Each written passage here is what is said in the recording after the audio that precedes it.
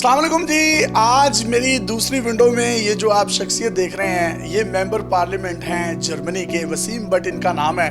इनकी स्टोरी ऐसी है, यकीन कीजिए कि आपके रोंगटे खड़े हो जाएंगे। ये वो शख्स है जिसकी कब्र खोद ली गई कि अब इसके अंदर तदफीन की जाएगी।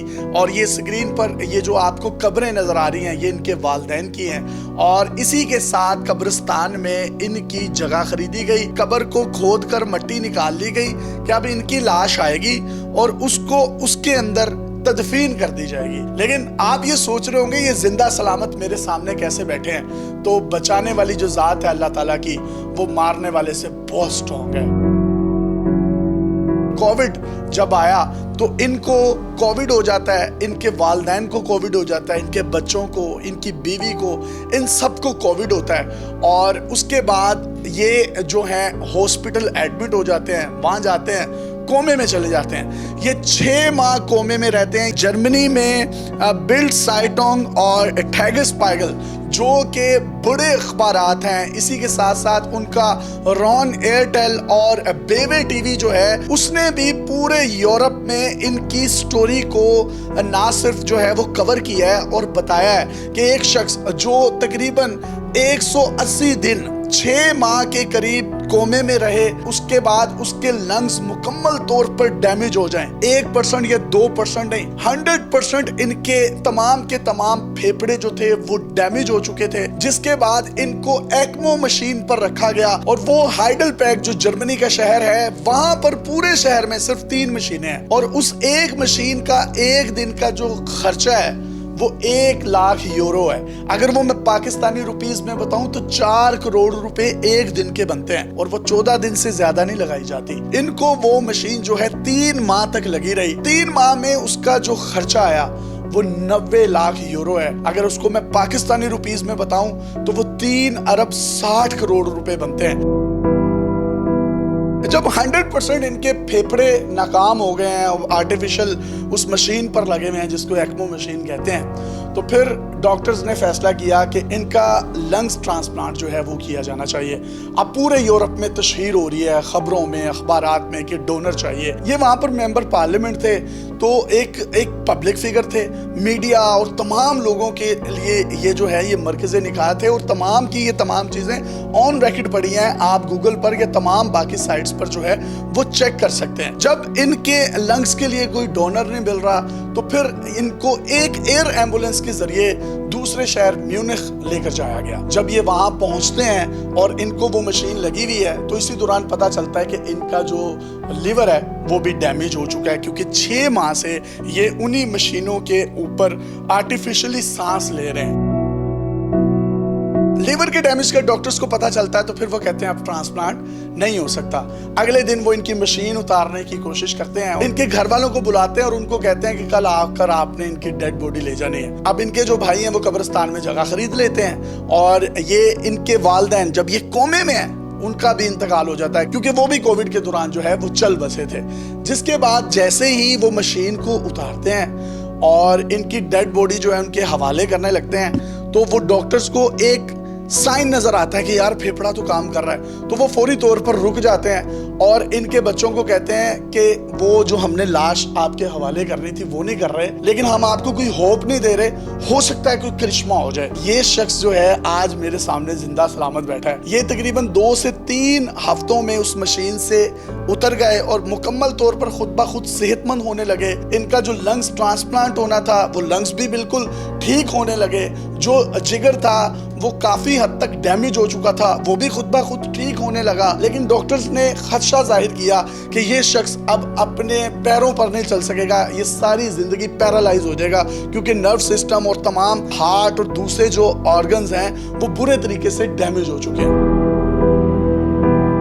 लेकिन ये शख्स जिंदा हो जावेद बिल्कुल सही सलामत हमारे सामने बैठा है। तो ये एक ऐसी मोटिवेशन है, मैं ये चाहता हूँ ये सारा मामला हुआ कैसे, ये हम वसीम बट साहब जो कि जर्मनी के मेंबर पार्लियामेंट हैं और सियालकोट से इनका ताल्लुक है, ये वहाँ जाते हैं, अपना नाम पैदा करते हैं और अब पाकिस्तानियों की रिहेबिलिटेशन के लिए बहुत कुछ करना चाहते हैं। वसीम साहब, बड़ी खुशी हुई आपको जिंदा सलामत देखकर। ये तो कोविड के दौरान हमने सारी न्यूज़ देखी, اب کس طریقے سے بچ گئے, یہ معاملہ ہوا کیسے تھا؟ اس لحاظ سے مثال ہوں کیونکہ بے شمار ڈاکٹر اور اپنے گھر کے ڈاکٹر, میرا داماد MBBS ڈاکٹر ہے اور نیبر دوست, تو سب کے لیے یہ کلیئر تھا کہ میڈیکلی طور پہ کوئی چانس نہیں ہو سکتا اور ڈیتھ ہی کلیئر ہے. لیکن وہی کہتے ہیں جیسے آپ نے بھی پہلے ایکسپلین کیا کہ اس کی مرضی ہے, اگر وہ کسی کو زندہ رکھنا چاہتا ہے تو اس کو کوئی نہیں مار سکتا.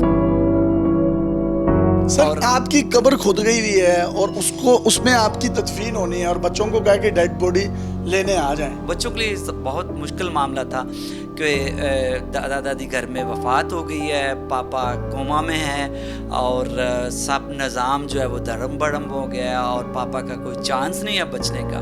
تو اس لیے ظاہر بہت زیادہ برڈن تھا, اور جو میرے بیٹے نے ہی بے شمار آئیڈیا پیش کیے ڈاکٹروں کو, کیونکہ ڈاکٹر اس لیے راضی نہیں تھے کہ یہ بچ سکتا ہے, ایکمو مشین بند کریں, بس ٹھیک ہے آپ کا عید والے دن کال کی کہ آپ صبح آ جائیں, لاسٹ ٹائم پاپا کو دیکھ لیں, پاپا کی ہم نے مشینیں بند کرنی ہیں. تو بچوں جو خاص کر میرے بیٹے نے بہت زیادہ اس میں کام کیا, بہت وہ سرچ کر کے دیکھ کے ڈھونڈ کے ڈاکٹروں کو آئیڈیاز دیے کہ میرے والد تو بالکل فٹ ہے, ینگ ہے, اس کے لنگز ٹرانسپلانٹ ہو سکتے ہیں. لیکن کووڈ کے دوران لنگز ٹرانسپلانٹیشن ہوتے نہیں تھے. لنگز کتنے آپ کے ڈیمیج ہوئے تھے؟ 100% بالکل وائٹ کلین, وہ یعنی میڈیکلی طور پہ. تو سانس پھر کس طریقے سے آپ کومے میں لے رہے تھے؟ کیونکہ وہ ظاہر آرٹیفیشل مشینیں لگی تھی, اس سے جو ہے میں وہ سانس لے رہا تھا.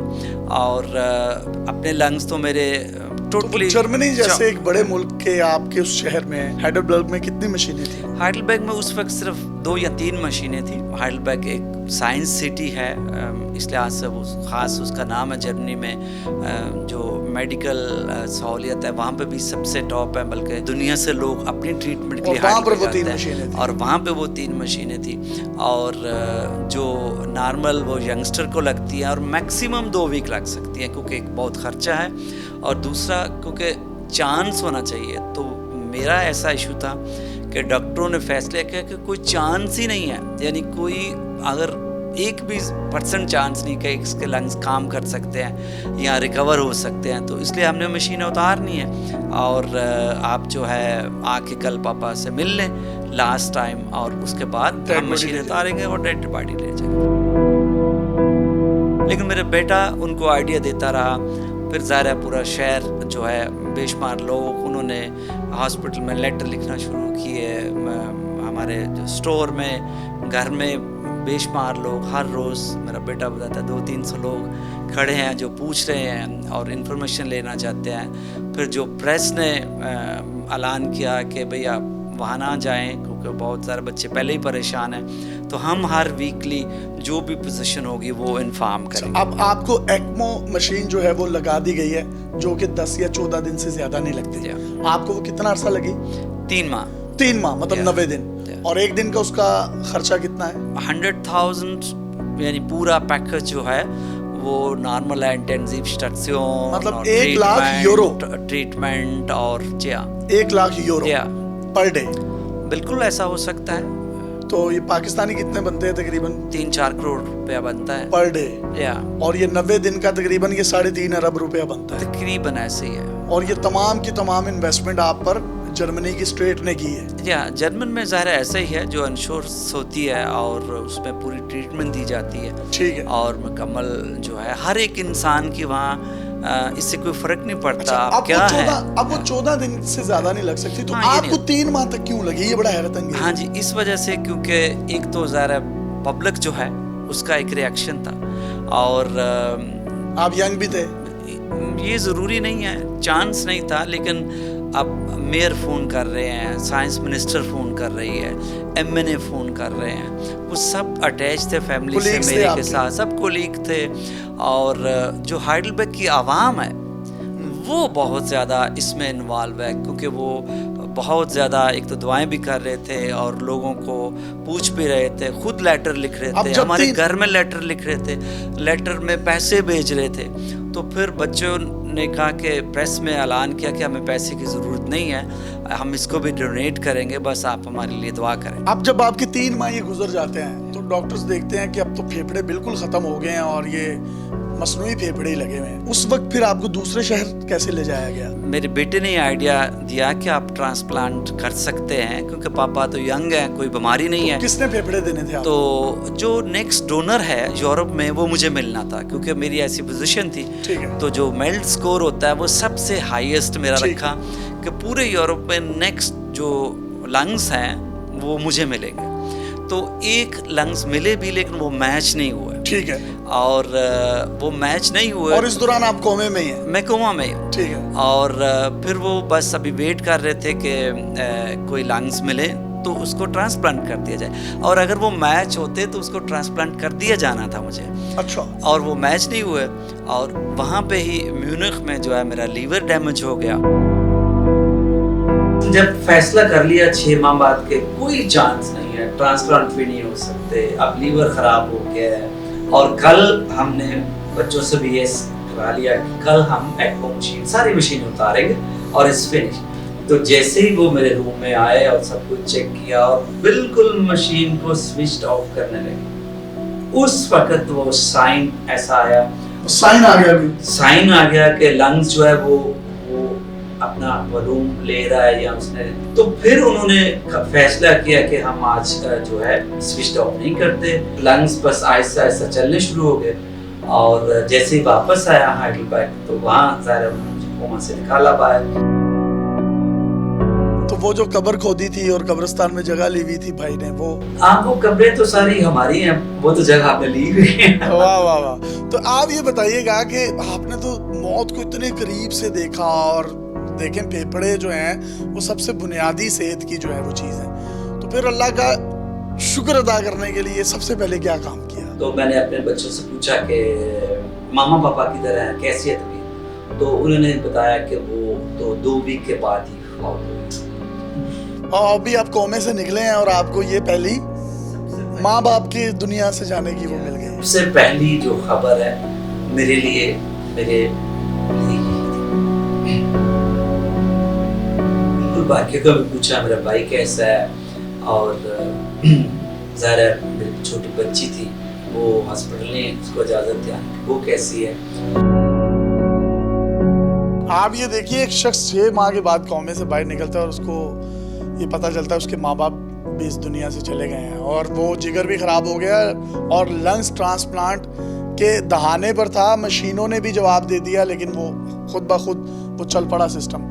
तो अल्लाह ताला ने उसको वो सदमा बर्दाश्त करने की भी, वो शौक बर्दाश्त करने की भी कुव्वत दी, और आज वो तवाना होकर हमारे सामने बैठा है।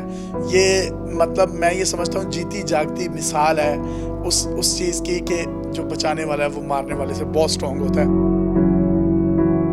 मुझे बताइएगा कि आप पाकिस्तान भी आए हैं, मरियम नवाज से भी आपने मुलाकात की है, तो क्या क्या कर रहे हैं आप पाकिस्तानियों के लिए? अब मिशन क्या है ज़िंदगी का?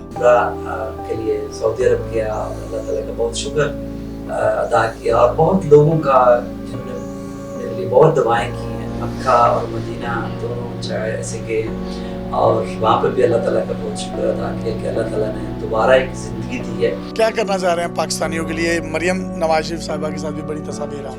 यूरोप का सबसे बड़ा कैंसर रिसर्च सेंटर है DKFZ, वो हाइडेलबर्ग में है, और वहाँ के प्रोमिनेंट जो world prominent professor doctor Stephen Pfister है, और उनकी टीम को मैं लेके पाकिस्तान आया हूँ कि जो यहाँ पे जो मॉडर्न डियग्नोस्टिक है कैंसर की वो कैसे हो सकती है। दूसरा जर्मनी का सबसे बिगेस्ट एजुकेशन सेंटर है, यहाँ पे कुतुब कॉलेज के साथ मिलके हमने एक जर्मन लैब का इफ्तिताह किया जिससे बच्चे जर्मन सीख सकते हैं।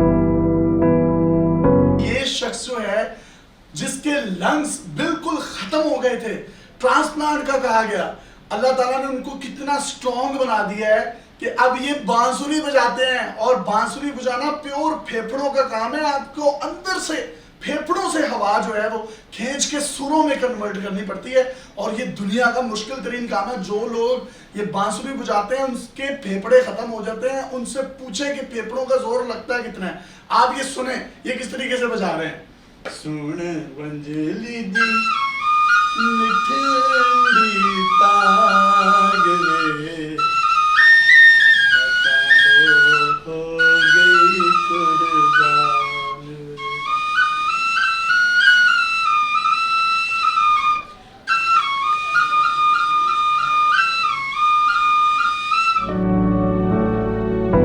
یہ چاہتا تھا ان کی اتنی حیرت انگیز اتنی زبردست اتنی مزے کی سٹوری ہے اور پورے پاکستان کے سامنے آئے, پوری دنیا دیکھے کہ دنیا کی بڑے بڑے اخبارات, دنیا کے بڑے بڑے جو میڈیا آؤٹلیٹس ہیں انہوں نے ان کی سٹوری کو ڈیورنگ کووڈ جس طریقے سے کور کیا, اور پھر اس کے بعد یہ جانور ہوئے اور جانور ہونے کے بعد جس طریقے سے مخلوق خدا کی خدمت کر رہے ہیں, یقیناً یہی وہ لوگ ہیں جن کے لیے آخرت میں بھی ایک بہترین انعام کے لیے اللہ تعالیٰ نے کچھ خاص تحائف رکھے ہیں. اپنے میزبان کو اجازت دیجیے اور دیکھتے رہیے ڈیلی پاکستان. اللہ حافظ.